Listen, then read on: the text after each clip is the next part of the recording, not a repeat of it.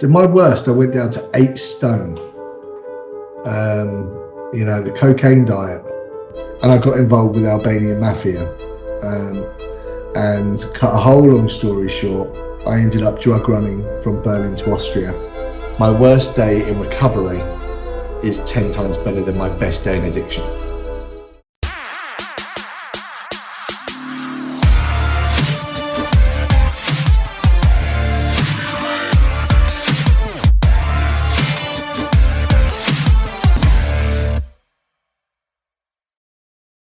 Introducing Nick Conn. He went from being a policeman to cocaine addict and to a drug runner. Yet now he's in charge of the UK's leading drug addiction treatment referral company, helping people to turn their lives around. And in this week's episode, Nick shares his incredible life story with YouRevolution co-host Alan Wilson. Enjoy, guys. So, I suppose first and foremost, Nick, welcome to the YouRevolution. Really appreciate you taking the time today to tell us a bit more about your story. Sure, well, thank you for having me. Well, I think I never did drugs. Drugs did me. I think that's probably the best way to kind of open it up. I mean, I think starting out, I'd always suffered with low self-esteem and insecurity. And I think that I got introduced to cocaine at an unusual time, actually, and cocaine was my drug of choice. And I got introduced to it when I passed my medical for my entrance into the Metropolitan Police Service as a police officer. So it was kind of a celebration for getting into the police. And as soon as I took this line of cocaine, all of these insecurities and low self-esteem, everything that I kind of suffered with, it went, and it was replaced with this kind of overwhelming euphoria and sense of confidence. And it was like, this is how I'm supposed to feel. For the first time, it was like, this is how I'm supposed to feel. So from there, it really became a vicious kind of spiral down. And, I was in the police for a few years. And ironically, when I was in the police, I was straight as anything, because I suppose I didn't want to lead any kind of suspicion to what was going on outside, in my personal life. Yeah. When I was training, you have to live at the kind of training you don't anymore, but back then you have to live there for 18 weeks. And every week you got to pass kind of like 80% or you're out. And one thing I didn't know is that I had undiagnosed ADHD. So I was always like, well, no one's teaching me how to study here. And I had not learned or tried to study since I was at school. And I was crap at it then as well. So no one had kind of shown me. So I was really struggling anyway. So I was staying awake till God knows what time, trying to retain this information. And it just wasn't going in. So I was like, God, this is a problem. I tried cocaine again. And I was flying through the exams, 94%, 96%. And the drugs were doing for me what I couldn't do for myself. And I will keep saying that.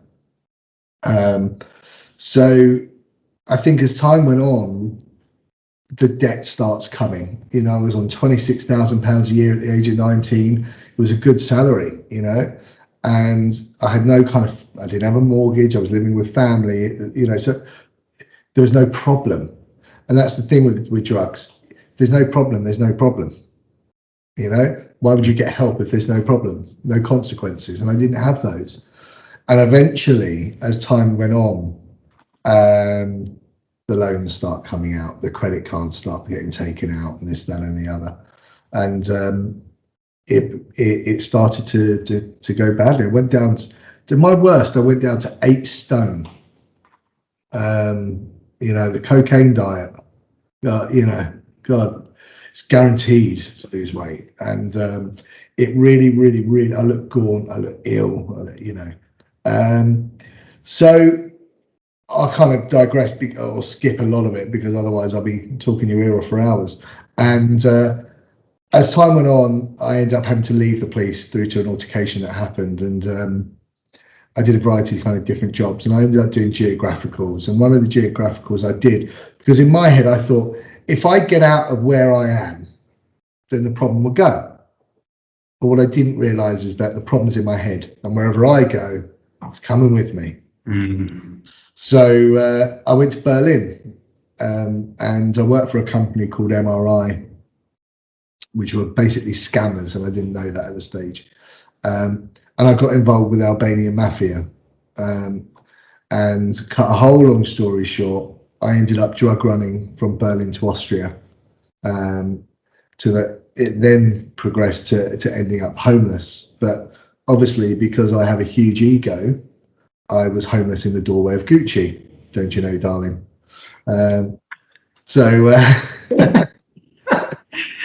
It's madness, isn't it? It's interesting just that I'm just listening to you, and I think I might have mentioned to you, my brother died 7 years ago through the I'm so sorry to hear that. Yeah. And the thing is, like, he used to say something to me, is that, like, addiction's a progressive illness. That's what he used to say. It might not be bad at the beginning, and it might not happen in a year, but over the course of maybe 2, 3, 4, even 10 years, slowly but surely it'll eat away at you until you are in that state of desperation, homeless, or you're on the brink of losing your health, for example.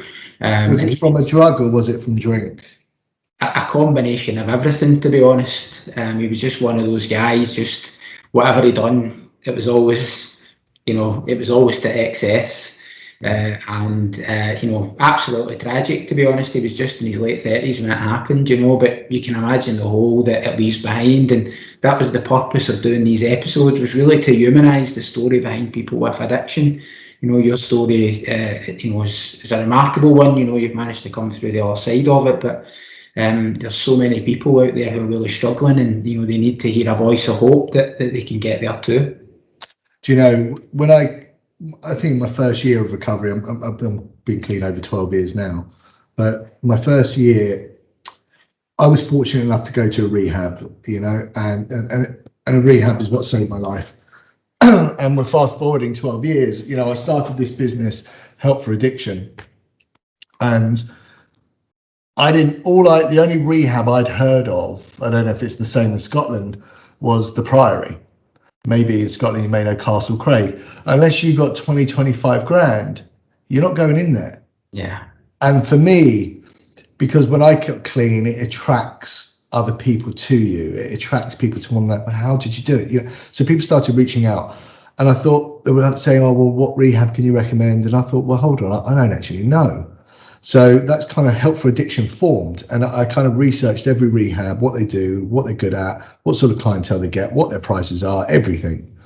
And fortunately, I'm delighted to say it's now the largest addiction referral agent advisory service in the country. Wow. And we get the front line of those calls, and the calls, so when we hear those, we follow up a lot of calls, as many as we can. And when we follow up and we hear that they're unfortunately no longer with us, you can't get used to it. You just can't get used to that call. And do you know, it comes across salesy. When we're on the phone to people, it comes across, they're like, why are you pushing so hard? And it's like, if you were on my side, if you were on our side, and you know that call that you're going to make and they're dead, you'd understand why you push these people hard, because you're not dealing with a person, you're dealing with the addict, this disease inside, and you have to sell to that. You have to sell it to that disease, and do everything you can to get that person in and get that person getting treatment, or willing to get treatment even, so yes, it's a progressive disease, and that comes down to effectively tolerance, because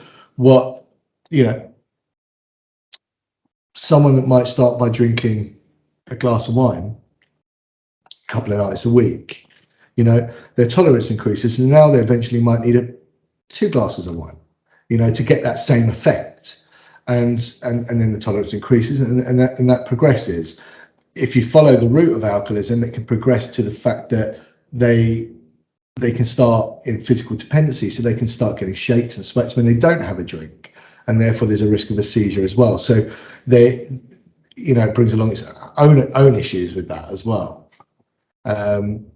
But in topic of humanizing addiction, I think, which is a really good topic, because I think people's perception of an addict is someone on a park bench drinking out of a brown paper bag, right? And it's not the case. It doesn't always end up there. You're in a lift, right? And you can get out that lift at the ground floor. You haven't got to go down to the basement. Some people will. Some people get out on the ground floor. Some people might get out on the first floor. But as long as you get out of it, that's the key. But we have, 70% of the industry is alcohol, and it is just a drug in liquid form. That's all it is. And I think in that respect, it's people drinking 1-2 bottles of wine a day at work. This is your normal type of client that a rehab will treat. So it's not that person that's necessarily lost everything. So you just don't know who you're speaking to or what struggles they're going through, because like I've said, and I will keep saying, drugs and alcohol is not somebody's problem. Drugs and alcohol is somebody's solution. Yeah. And I think it's interesting. I mean, you've obviously went on to do quite remarkable work and helping so many people. What's being drug free brought into your life? What are the joys that you've experienced as a result of 12 years ago getting clean? God, yeah. I mean, I own property. I have 2 kids. I have a wife. Sometimes that's a good thing. Sometimes I wish I didn't have her. Definitely agree with that. You edit that bit just in case you watch it. So I got clean for myself. I stay clean for my family now. I've got business. Do you know what? People trust me. People trust me. My parents now trust me. And it took a long time to get that, because I was a little shit, and I was dishonest, self-centered, manipulative, because all I wanted, you would tell lie after lie after lie after lie. You tell a lie to cover a lie and another lie to cover that lie, and it's exhausting. Couple that with ADHD, trying to remember it all, you're not good. You're not the best at it. And I think it's tiring, and it's anything from I've got no fuel in my car, can you lend me 30 quid? Or I've got to pay for anything that you can think of. And the best thing when dealing with addicts is don't financially enable them. Just no money, just nothing. You can give them food, let them come over for something to eat, but do not give them money, because they will be convincing and it will sound genuine. It's, and the fact that that's now come along to my parents, wouldn't even, when I went over, they'd lock their jewellery away, they'd lock their money away, they'd hide it, to that being completely the opposite now. It's amazing. What advice would you give? There might be people watching who are struggling out with alcohol, with drugs. What's your advice about the steps to take if you do feel that you're beginning to develop a problem, or you're maybe coming to the realization that you've got a problem? Where do they go? What's the first steps to trying to get better? So I always say, dealers will always be there and happy to take your money. Yeah, they're not going anywhere. So, my worst day in addiction, no, I'll rephrase that. My worst day in recovery is 10 times better than my best day in addiction. So try it. If you don't like it, go back. Go back. But try it. Give it a go. And I think you'll see lots of changes happening. The answer to that question depends on multiple factors. If someone needs a medical detox, the advice is a different route, because it's pointless having therapy without a medical detox first. So depending on, but let's look at it as a general. So the answer is whether they want it urgently or not, right? So if they want it urgently, the options are slightly restricted, because getting funding to go into an NHS rehab isn't going to be a quick thing. But you have some great fellowships: Alcoholics Anonymous, Cocaine Anonymous, Narcotics Anonymous, Overeaters Anonymous. You know, there's an anonymous for practically everything. So you have great fellowships. They're free and they're practically most nights of the week. You've got an alternative to people that don't like the 12-step approach, which the Alcoholics Anonymous is called Smart Recovery, which uses a CBT-based type approach. Help for Addiction, obviously, you can call that helpforaddiction.co.uk with the number 4. We can advise on what specific options are in their area, but I would always advise if you can rehab, because it was put to me, a rehab's cheaper than a funeral. Yeah. And in Scotland, it's actually, very fitting that you've mentioned that, but Scotland, it's recently released that in the statistics that Scotland's got the worst drug death rate in the world. In comparison, for its size, it's got the worst drug death rate in the world. What needs to change? And I know that addiction is a whole layer of environmental and mental and emotional factors that underpin why people become addicted to drugs. But what should happen, at a governmental level in terms of helping to solve this crisis that we've got here in Scotland? I mean, on a governmental level, it'd be amazing to have rehabs attached to hospitals. That would be that would save many, many lives, and that could be run by. I interviewed Dr. Robert Lefevre, who's someone that I really look up to, and he was suggesting that this would be a really good idea that I'm talking about, and how it could be run by fellowship people that are in AA and CA and NA, and they would happily throw themselves into that. So I think there certainly needs to be more funding allocated, because where the problem is you've got 2 departments. You've got the substance misuse and you've got the mental health team. Neither want to spend their pot of money. So when someone's coming with substance misuse that perhaps has PTSD, they're going to say this is a mental health issue, and the mental health team can say no, this is a substance misuse issue. And all that's happening here is the poor person that's trying to get help is being neglected. My advice is if you're in a position, beg, borrow, if you can, or family, beg and borrow, ask for help. Because the people that may be watching this, secrets keep us sick. So the best advice as a starting point is get that secret out. I'm not saying go to Edinburgh Airport and hold up a banner, What I'm saying is tell your friends, your nearest friends, tell your family, and ask for help. Not everyone's in the position to have family, but the ones that are, ask for help. And that is going to be the most fundamental starting point that anyone can do, by far. And that way, the family may say, you know what, they want help, we're fund, and just put them into a rehab. And rehabs vary, because ideally someone should be in for 28 days, unless they're on an excessive amount of methadone, then they should be in for much longer, but they should be in for 28 days. And just so people know, rehabs will vary from 5,000 all the way up to 35,000 for 28 days. And the top end is a complete and utter waste of money. Wow. Waste of money.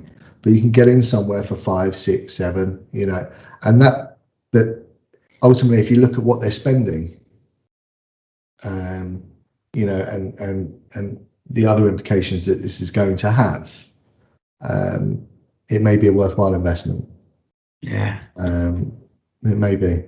There's a quote that's coming to mind, which is, there was somewhere I saw it. It was said, addiction is It's giving up everything to have one thing, and then getting sober's to give up one thing to have everything. Seen it. I love that. Yeah, me too. Me too. And another one that addicts so people can kind of get an understanding is it's a prison, and it's the only prison where the key is inside it. Yeah. You can let yourself out. It's just when. And it's very true. Yeah, it's very true. Yes, indeed. Thank you so much for taking the time to come on and talk to us. Greatly appreciated. Some amazing insights from you, and looking forward to sharing it with the people out there who I think will be inspired to hear your story and your insight. Thank you, Anna. But once again, I will reiterate: keep secrets, keep us sick. Ask for help. Speak to friends and family, and get it out.